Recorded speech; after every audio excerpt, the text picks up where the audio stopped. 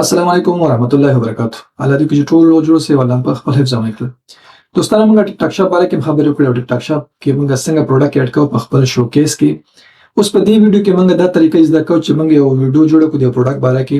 هغه موږ څنګه اپلوډ کوو او بیا هغه سره موږ دا پروډکټ لینک څنګه کنیکټ کوو. که هغه پروډکټ موږ سره فزیکلی موجود وي او دا غي باره کې موږ ویډیو جوړ کړو، نو ټول مهم کار دا دی چې کله موږ ویډیو جوړ کړو نو هغه به اپلوډ کوو څنګه او هغه سره دا پروډکټ لینک څنګه کنیکټ کوو چې کله څوک هغه پروډکټ خوښي او اخلي چې باید موږ ته کمیشن نشي.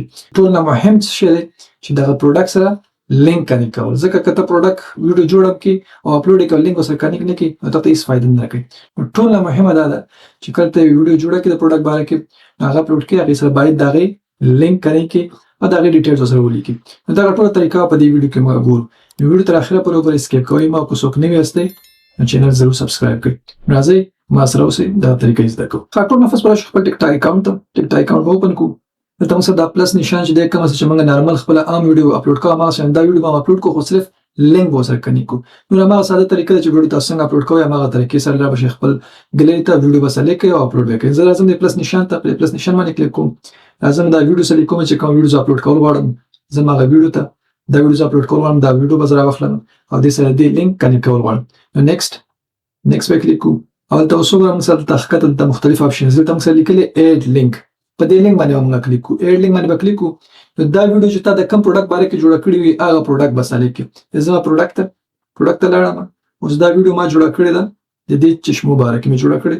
زه به دا سن ګلاسز سلیکم دا ولنه چې کوم سره دا ول سلیکم سن ګلاسز دا ما سلیکو. د سلیکول نه پس ور دا اتوماتیکلی تم سره ټیکنیشن اج دا لینک سره کنیکټ شو. اوس به زه کوم اډ په دې اډ باندې کلیک کوم. اوس د دې سن ګلاس باره کې تاسو لیکل غواړئ ډیسکرپشن کې څه لیکل غواړئ هغه ته ولیکه. ته د ټول ارس ډیټیلز ورکړئ چې څه باره کې دا هغه ټول سره ولیکه. نو زه ته لیکل کوم او لیکم د باره کې ډیسکرپشن کې باندې لیکل وکړئ چې دا سن ګلاسز دي د سړو د لپاره او ته مسله سو هاشټیګ ورکړه. نو تاسو سم هاشټیګ ورکول غواړئ هغه ټول سره ولیکئ دا نه پس بسو کې دا بشر د حقیقت تاسو شه دا ویډیو به پوسټ کړئ. نو لینک سره موږ کنیکټ کړو او سه پوسټ کوو. پوسټ باندې کلیک کوو. پوسټ ویډیو په دې باندې کلیک کوو. دا موږ سره پوښي. نو په دې طریقه باندې موږ کولای شو چې یو پروډکټ ویډیو جوړ کړو هغه اپلوډ کوو هغه سره لینک کنیکټ کوو. په بل طریقه دا چې بعضی کمپنۍ دي چې هغه تاسو سره کانټیکټ کوي تاسو خپل سیمپل لګي او هغه سیمپل باندې ویډیو جوړي او بیا هغه سره دا پروډکټ لینک کنیکټ کوي. دا غي طریقه ډیفرنٹ ده. هغه به په بل ویډیو کې ګورو چې څنګه موږ د یو کمپنۍ سره رابطه کوي پروډکټ موږ تراولي کې نو تاسو ته هم ماته مثلا یو کمپنۍ نو پروډکټ را لګیلی دي پایمن وځي ویډیو غانم جوړوم بیا پروډکټ تاسو ته ځخم او دا غي لینک سره موږ سره کنیکټ کوو هغه به تاسو ته ځخم. امید کوم چې ویډیو مو خوښ شي وي.